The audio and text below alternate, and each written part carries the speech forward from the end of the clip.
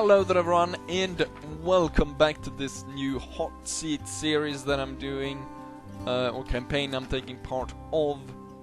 It's set in the Game of Thrones universe, just a few hundred years though before what happens in the series. Let's go ahead and get this on with, because this is, I think, something like even the third attempt I'm doing at this. Before we leave, we'll actually go ahead and recruit some troops, and we're gonna build a building, which is the siege works. Just because we need the Lord in the building when we do that. And then we're gonna take these guys. We're gonna go ahead and get the Tarth family back on our side. Oh, he actually... yeah. Well, I didn't remember that guy was hiding there, but... apparently, since I have to fight every fight, and I can't out-resolve it, we're gonna have to fight this. Right, oh yeah, it's an ambush. But there's only like their general. Where is he? The thing is, it's kind of stupid because I don't really have a weak side where you can attack. Also, notice that my faction leader kinda looks like Donald Trump. And if you didn't know it already, you can't stump the Trump.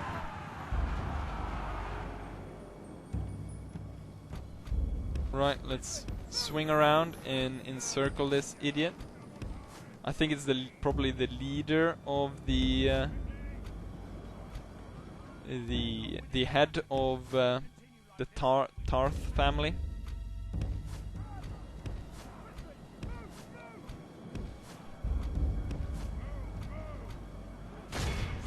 So we'll surround him. It's kind of cool in this mod how it's very medieval in the way that the levies are set up, where they actually have the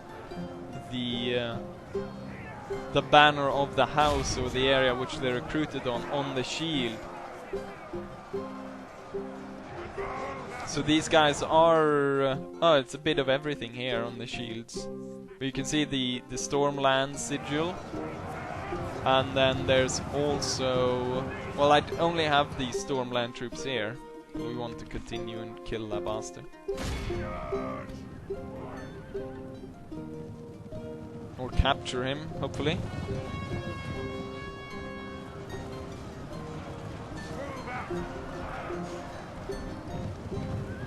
That would actually be very nice if I could capture him. And then I could sell him. Way!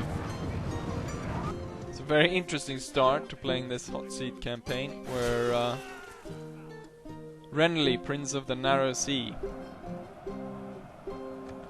when we took him out, we only lost 17 men, so Trump definitely did what Trump does best, and that is stomp on his opponent. The guy was a baby, he was a dum-dum. Prince ran 7,000. That would be very nice. Let's see if we can ransom him. They actually accepted it. You know, I was gonna build a wall, and I'm gonna have the Tarth family bloody well pay for it. 7,000. Such a windfall for my family. And now we'll lay siege to their crappy little place. And we'll stop them sending Mexican murderers and whatnot. Actually, we'll take ladders and one of those. So right off to a really good start here. Actually better than a lot of the other, or when I did this before. Then we got my son, Clark Kent. Prince of the Stormlands. We're gonna move him in to take care of the rebels down here. And we're gonna recruit some more troops. Here is what I was talking about. So we've got the Stormlands, we've got the Greenwood area, and we've got the Red March. So in this area we'll get Red March people. In this area we'll get the Stormlands, and in this area we'll get the Greenwood. And we'll get the Greenwood Archers, which is a really good unit. That we get from these lands over here. Right, yes, we're also at war with these guys. Let's go ahead and break them down. Oh, we can hire some desert raiders, but that's not really useful. So we'll take that province, and we'll sort of be able to bottleneck this area and control it. I think maybe there's another castle in there somewhere that we have to take, but then that troop should be done as well. There's quite a few places here. There's one across the island, and we got Weeping Town here, and we got a few other that we need to take care of. I remember from playing the Moddy Mountain Blade. So there's one place here. There's probably like a place there somewhere. And we got Weeping Town. Then maybe there's, I think there's, maybe this, all of this is Weeping Town, I'm not sure. But he's gonna go ahead and suppress them. We're building stuff over there, yes, yes. Oh, one, did I forget to recruit, yes, diplomat. Oh yeah, we need to turn off auto management. Growth. I forgot to recruit a... Right, and I cannot recruit it unless a lord is in there. I don't want to move people around. What am I gonna do with all the money I got from that? Should I recruit, put it in troops, or I should really invest in the area, shouldn't I? Castle garrison, or hinterland patrol, jousting, or mines. They cost 4,000. And they gain an income of 120, which isn't a lot. That, if you calculate that really quickly, let's make it 100. That will take 40 turns before that pays off. Which doesn't seem to, but I think that it might help with my trade. So my trade gets, like we trade away a resource, so the trade becomes, that will increase, maybe. I'm not sure. Right now we have a bit of trade there. King's Purse, 1,000. That was a great... Then we took that guy. He's in the castle now, is he? Renly, Prince of the Narrow Sea. 7,000. That's good. We want to build some stuff, don't we? To increase. Maybe I should spend it on hinterland villages instead, because that will improve food productions, will increase the population, that will increase the economy, and it's a lot cheaper. So I think we'll do that instead.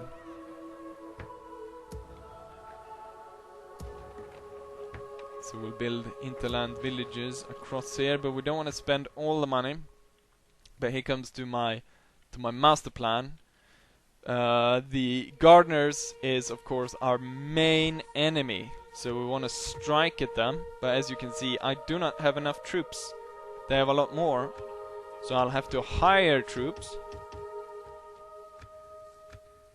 and then strike him. Now we actually got a bit more money over, so we can build some more villages. Gonna spend a lot of money, but in the end we're gonna make a lot more money. What does the hunting thing do? Experience bonus for archers recruited. This could be actually good to put in the lands that have the Greenwood sergeants. So building these areas. The hunting rights. The hunting rights will reduce the law, but it will increase the the skill of archers recruited here, and the Greenwood archers are really good because they've got really long range. So I think we're gonna go ahead and do that for all. This area doesn't have anyone in charge, so we cannot do it here. But we can do it in all these other places, so we'll enable those rights for the people to hunt in the forest. Which will yield great archers from this area. Anyways, let's go ahead and finalize this by destroying this army of House Gardener, giving them a great blow in the start here, and hopefully keeping them off our lands. Because I feel that that is a... these guys are my main enemy.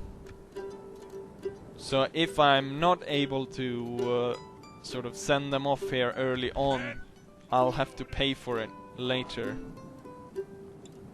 We're fighting next to a little village. We'll put our sellswords in the front, and then we'll have our archers in the back, our own people in the back. We'll have the mercenaries in the front. We'll start off with the sellsword pikemen, and actually we'll start off with the sellsword pikemen taking the high hill here, spreading them out quite a bit, 3 ranks, and they're in spear fall formation. Then we'll have these guys spread out down here. Actually, can I spread them out? I don't think we can actually spread them out. We'll have them as far across as possible so we can put the spikes out, and we'll see if we can draw the enemy onto those spikes, disable skirmish mode so they don't run away. Then we'll have our longbowmen behind them with spikes as well, ready to take that on. We'll have our Greenwood sergeants here ready to swing down together with the cavalry up here, and then behind we'll have our own ready to follow that, and we got the sellswords to aid up in case infantry comes to threaten the crossbowmen. Right, so here we go, let's start the battle. As I recall, the enemy will advance on our position, and we will take them on. I remembered, it was quite a while since I played this battle,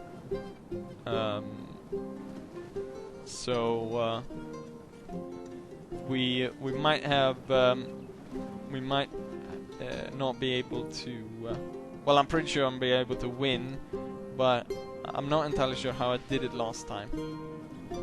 In an exact way, but right now it looks like a very good spot because we've got unpassable terrain here, which they would have to go way to come around there, so we've got basically one flank secure, and then they would have to come here, which makes it a lot easier to control this battlefield.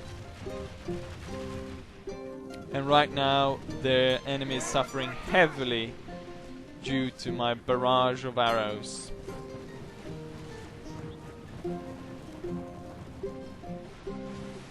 They've got some really heavy knights here though, that are part of the retinue of the lord that came with this army.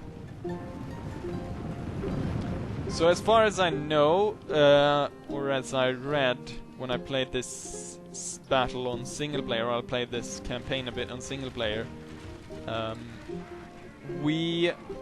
main thing here is sort of our battle against the Gardeners, House Durrandon, with allies against House Gardener, and it comes from a battle that happened before, sort of this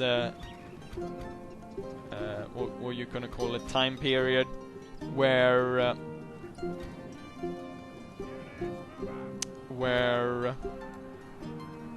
let's swing these guys out, ready to swing another flank. And let's push these guys forward. Push these guys back. Actually, we want the enemy cavalry to ride on the spikes if we can. So we'll push them back like so.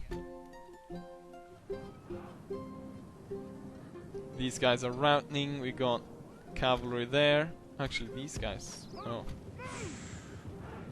Let's see if we can smash these guys.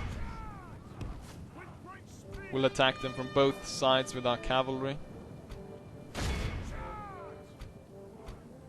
And then I think it's time to start marching the pikes. And we march the rest of these troops up.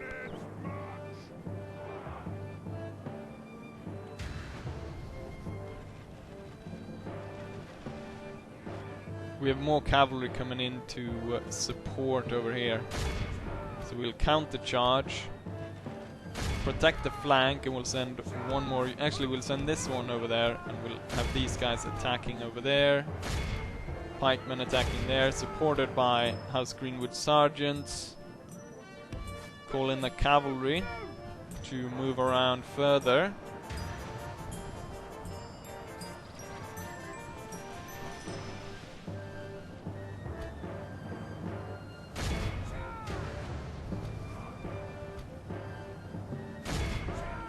So far we've mostly lost the cell swords,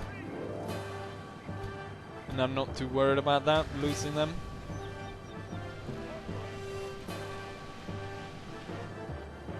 The battle is definitely going my way. Let's see if we can strike down there towards the archers. We'll have the 2 cell sword charge after these guys. And then the Greenwood sergeants come in and attack these guys in the back.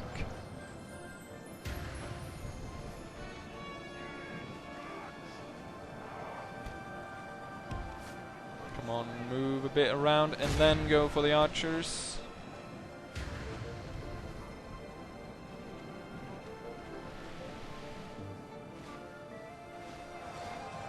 Actually, there's an opening there for my general to come in and give a charge. Maybe we can break these guys off.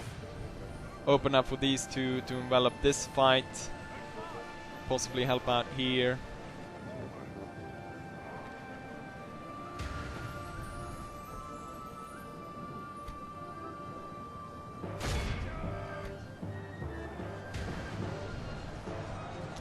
It's definitely going my way. The enemy has lost 61% of their force, while I have only lost 26%. We've got a good charge in there, and they're routing. Focus on these guys, and you will focus over here. We've got these guys. Don't want to... we got the breaking over there. They're completely breaking down now, the enemy.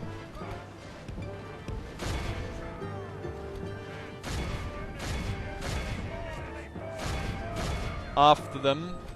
It would be nice if we could capture one of these lords as well.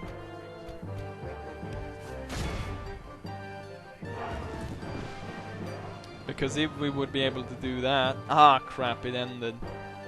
And I wasn't completely able to crush them. But if we had captured one of their lords, we could have sold them and take a big chunk out of the money from the House Gardener. But at least we were able to break down the that force and stop the enemy from... you know what? We're still able to sell them for quite a bit of coin. So we're gonna go ahead and release them. Strength increase, command, dread, and loyalty. And then we'll actually move back. And we'll keep them for now, just in case he wants to do a daring attack and come back at us. The upkeep is quite high, but unlike in the Dark Elf campaign, I'm not losing tons of money. So I would say a pretty good start here for House Durrandon. We got a king's ransom for that guy. good amount of coin. And yeah, expenditures are quite high in this episode, but we can see that our income is oh yeah, the income is, this is tallied in with the income, so we make about 11,000, which should be enough though to keep this going. And this place is about to fall. Next episode we'll have 2 sieges, so yeah, things is going pretty well. I hope you guys enjoy that, and yeah, stick around and watch who's ever next here. Let's go ahead and end turn and see who's up next. It is actually House Garner. So yeah, I hope you guys enjoy this, and hopefully I'll see you guys for the next one. Bye.